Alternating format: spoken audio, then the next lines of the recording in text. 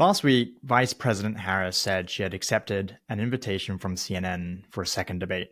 This, of course, was not itself news, seeing as Harris called for a second debate immediately after the first one, and that was because Harris and her advisors saw how easy it was for them to get under Trump's skin and win. In fact, the entire Harris campaign went hard on the fact that she wanted a second debate, and Harris herself said in a tweet that she had gladly accepted CNN's invitation for a debate on October 23, while Brian Fallon and Jen O'Malley Dillon, the senior campaign advisors to Harris, all sent out statements that effectively were goading Trump into accepting a second debate. And quite predictably, Trump rejected the idea of another debate, insisting he had won the first one, all this rhetoric about how prize fighters don't call for a second fight immediately after they win, which was surely indicative of the fact that Harris had lost. And then he said the real reason he didn't want to do another debate was because voting had already started in some states, which was, of course, a bullshit excuse because Trump himself previously pushed for a debate with NBC on September 25th, which would have been after the start of absentee ballots and early voting in some states. And in 2020, if you remember, the final debate was October 22. So having a CNN debate on October 23 would hardly have been the end of the world. And in 2016 and in 2020, Trump had a good time and was particularly interested in doing debates all the way through up to the election. So there's been a lot of public flapping from Trump saying no more debates, but privately, it's a much more complicated story. And privately, Trump has started asking questions of his advisors, again, whether he should do a second debate. And this is quite interesting.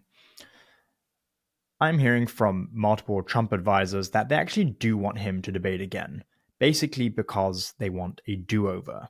They're putting aside their egos and the embarrassment that came from the last debate because, as I reported for theguardian.com and gave you guys the inside scoop in an earlier episode, Trump's advisors know that he lost and missed major opportunities in terms of trying to reframe the narrative against Harris when they faced off.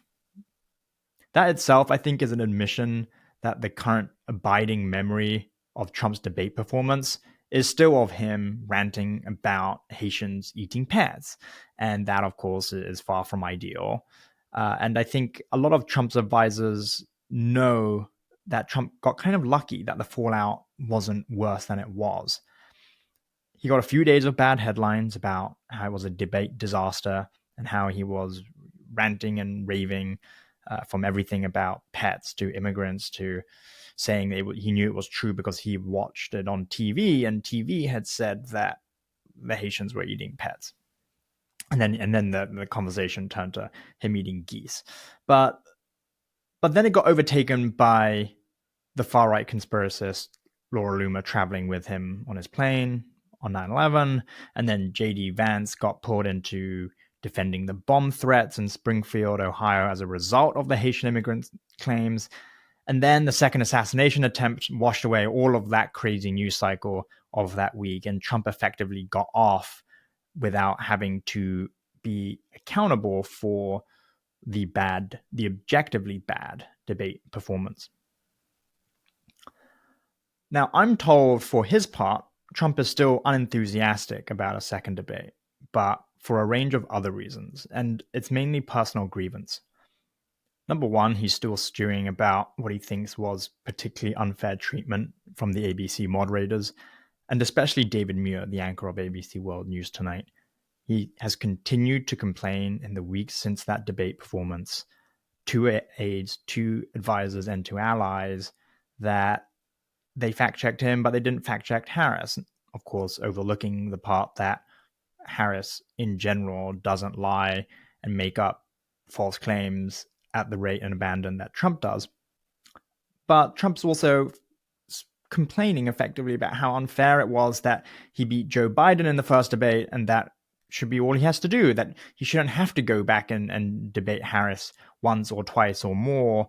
and how much he is still wishing he could run in the race that he wants against Biden rather than the race that he's currently in.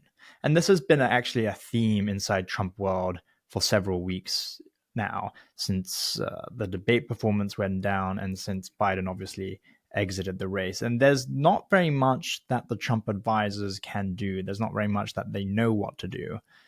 This is Trump having his own personal grievances, and there's no real way to snap him out of it other than to get him refocused on a different issue. And then third of all, Trump continues to be upset about what he saw as particularly wounding criticism on Fox News in the post-debate coverage from Brett Baier and Brit Hume, who said in the post-game outright that Trump lost the debate and he had a bad night, he was rattled, and that Harris got under his skin. But all of that having been said, he's now contemplating whether or not he should go back into the ring and square off with Harris again.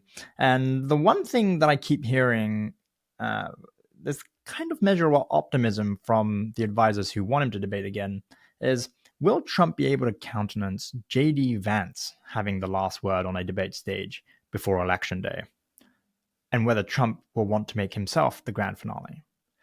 Next week, of course, J.D. Vance faces off against Tim Walz, the running mate for Vice President Harris.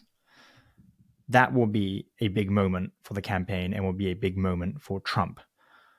Trump, after all, selected Vance because, among other things, he was good on adversarial TV and he was an attack dog that Trump could deploy. And there is this sense now that if Trump might have faltered against Harris, then maybe JD could reset that narrative and show himself to be more competent, or at least more competent than Tim Walz. And that will be the abiding memory of the Trump campaign among undecided voters heading into the final stretch of the election cycle.